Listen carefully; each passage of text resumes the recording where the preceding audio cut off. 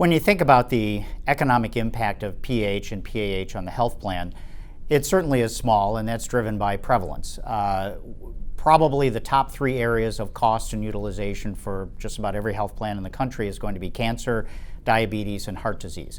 That affects millions of people. It generates enormous uses of resources, both medical and pharmacy. PAH and PH obviously are much smaller prevalences and incidences. I would say, however, that certainly for these individual members, they are typically quite high cost. And when I review high cost claims lists with employers, which I do on a regular basis, if a PAH member is on that list, that certainly will jump out and provoke a lot of questions as to why this one individual is spending so much money. But from a plan-wide basis, it's usually going to be fractions of a penny per member per month. In terms of area of focus for a health plan, PAH is typically going to be maybe in the top 50. Again, it's not that the individuals with PAH and PH don't have very significant medical needs and significant utilization.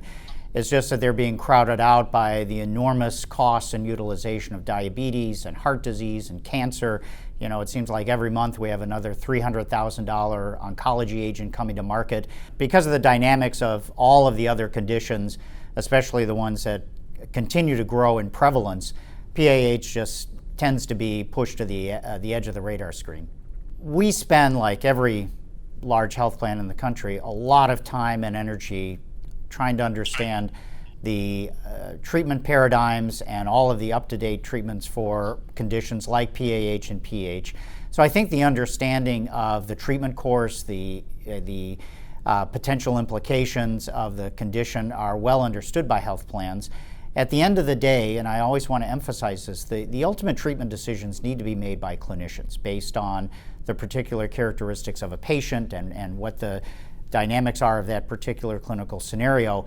Our job is to provide coverage and access to the current standard of care and to make sure that those tools and resources are being used appropriately. The economic burden of PAH and PH certainly is very significant on the individual. Those individuals are typically identified as high-cost members, in other words, spending usually above $25,000 to $50,000 per year. From a plan-wide basis, those members are going to be very minimal impacts on the overall budget, again, because of the prevalence. The direct costs of PAH and PH are, of course, the ones that we are focused on from the plan perspective, because that represents the direct use of medical resources and utilization. Indirect costs are certainly important to the individuals, and they're important from a societal standpoint, but indirect costs include things like absenteeism, presenteeism, a spouse who has to leave his or her job to take care of the individual.